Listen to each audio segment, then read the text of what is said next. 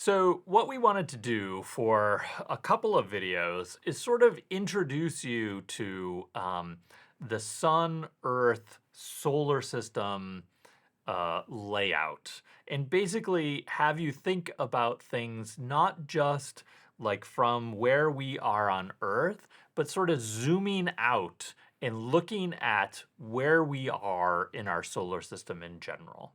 All right. So we're going to introduce like a bunch of different concepts in this pair of videos, and we're going to start very close to Earth, and then we're going to zoom out a little bit further and a little bit further and a little bit further throughout these videos.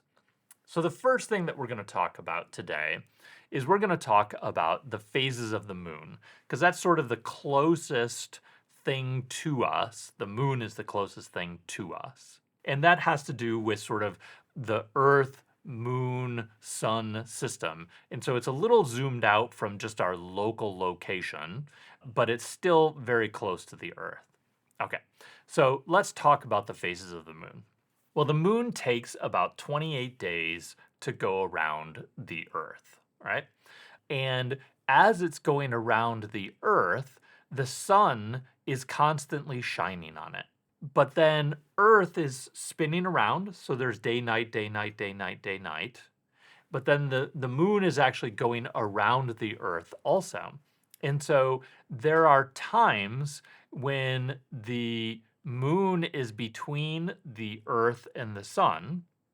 So, like here, it's called the new moon. The side that's facing the sun is away from the Earth during a new moon. And so we see basically the night side of the moon. And so it looks like just a little sliver of a moon or no moon. And we can only see it during the day because it is between the Earth and the sun.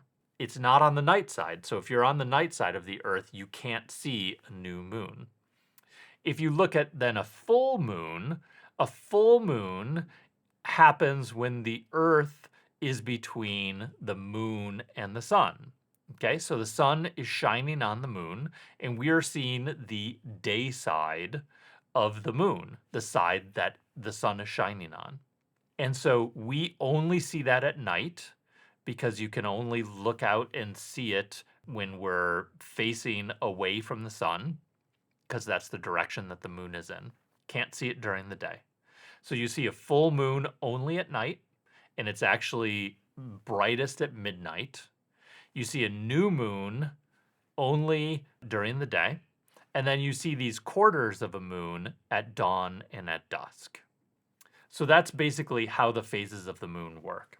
Now, there is this thing called the dark side of the moon, which is completely a misnomer. Okay? The reason why it's called, well, I'm not 100% sure why it's called the dark side of the moon, but the same side of the moon faces us all of the time. And that is because there's sort of a lump that is on one side of the moon. There's a heavy side of the moon and a lighter side of the moon. That makes it so the heavy side actually points towards the Earth all of the time, independent of whether it's in shade, like a new moon, or whether it's in sunlight, like a full moon. We see the same side of the moon. This is a really nice illustration of this whole point. So you can see that the Earth is rotating around once a day, and the moon is actually going around the Earth, and it's actually slowly rotating, so the same side points to us. And the side that's facing the sun is actually shining or getting sunlight on it all the time. And so you can see that sometimes it's visible at night, sometimes it's visible at dawn, and sometimes it's visible during the day. Like right now, it's a new moon and it's visible during the day. Then it comes to dusk, and it's only visible at dusk, and it looks like a quarter moon.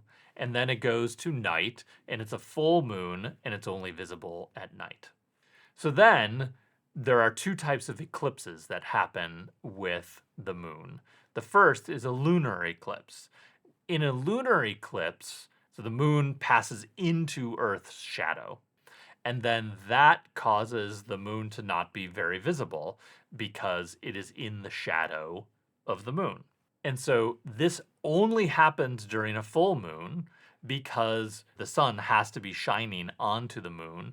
And so it's actually in a perfect position. It is a completely full moon because the sun is shining onto the day side, and it's perfectly aligned with the sun, the earth, and the moon. So it only happens during a full moon. It can't happen during a new moon where the earth's shadow is on completely the opposite side of the earth than the moon is. It doesn't happen every month. You would think that it would happen every single month because this orientation happens every month. Well, the reason that it doesn't happen every month is because the moon's orbit is not actually in the same plane as the sun and the earth. And so the moon's orbit is actually tilted a little bit. And so there are times of the year when the moon is either below the earth or above the earth. And so what you have to have is this perfect alignment of the sun, the earth, and the moon all being in the same plane and a full moon at the same time. And that only happens during certain times of the year. At other times of the year, you might have a full moon, but the moon might be above the earth, or you might have a full moon and the moon might be below the earth. It has to happen so it's sun, earth, moon, all in the same plane, and that's sort of rare. So this is a video that shows a lunar eclipse. Okay, let's talk about a solar eclipse. So a solar eclipse is exactly the opposite. A solar eclipse happens when you have the sun, the moon, and then the earth. All right, so the moon is casting a shadow onto the earth. And it's exactly the same as a lunar eclipse in that one body is casting a shadow onto the other. Now, the moon is significantly smaller than the earth, so it doesn't block out the sun across the entire globe. It actually just blocks it out over a very small portion of the earth. And you have to be at the right place at the right time to be in the totality of the solar eclipse. And this movie shows that. So there's a total solar eclipse that happened in 2020. And this is a picture from GOES 16, so it's a geosynchronous satellite. And you could see the moon shadow passing across the southern hemisphere of the Earth. And once again, it doesn't happen every month. It doesn't even happen once a year. And that's because the moon has to be in just the right place to cast the shadow on the Earth. It has to be sun, moon, Earth in this perfect alignment. So now we're going to zoom out a little bit more, and we're going to look at the sun and the earth in this coordinate system, okay? We really want to pay attention to this coordinate system of midnight, dawn, noon, and dusk. And the reason for this is because what we're going to do now is we're going to talk about how long is a day versus one orbital or one rotation period of the Earth. Okay, those may seem like they're exactly the same. The Earth rotates around once, that's one day. That is not true. We have midnight, dawn, noon, and dusk. Noon points towards the sun, midnight points away from the sun. One day is defined as the length of time that the Earth rotates from noon to noon the next day. That is exactly 24 hours. So let's zoom out, and we have the Earth going around the sun, and we have different seasons. We have vernal equinox, which is March. We have northern summer, which is June. We have autumnal equinox, which is September, and we have northern winter, which is December. So the Earth rotates around each day, and it moves around the sun at the same time through these different seasons and everything, all throughout one whole year. Now, let's look at one single day. If you go from vernal equinox to vernal equinox plus 1 day, two things have happened. The first thing is that Earth has rotated around 360 degrees, but then you also move it along its orbit in this circle around the sun. So if you were to go exactly 360 degrees, then this direction, whatever longitude was pointed at the sun is no longer pointed at the sun anymore because Earth has moved a little bit. And so there's an angle now.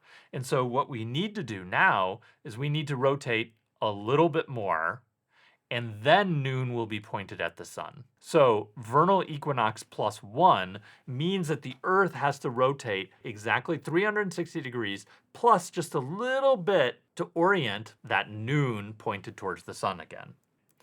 And so the rotation is not exactly 360 degrees for one day. It's actually 360 plus 360 degrees around the sun divided by 365 days to get around the sun. So when you do that math, you get 360.986 degrees of rotation. So the Earth in one day doesn't rotate 360 degrees, it rotates 361 degrees. So if we then say, what is the rotation period of the Earth to go exactly 360 degrees, that rotation period is actually 23 hours and 56 minutes. So the length of a day is exactly 24 hours. But one rotation period of the Earth is actually 23 hours and 56 minutes, which is important when you do satellites. So in summary, there are different phases of the moon, and they have to do with the sun, Earth, moon position. So a new moon is always visible during the day. You can't see them in the middle of the night at all. A full moon is always visible at night, and you can't see that in the middle of the day at all.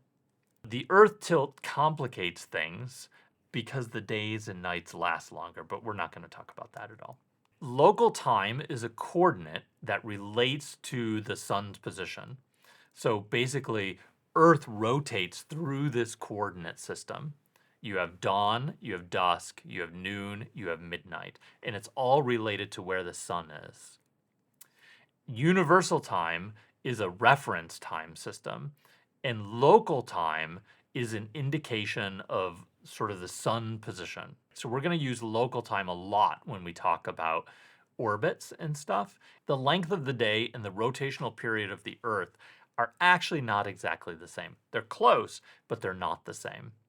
The rotational period is actually around 23 hours and 56 minutes.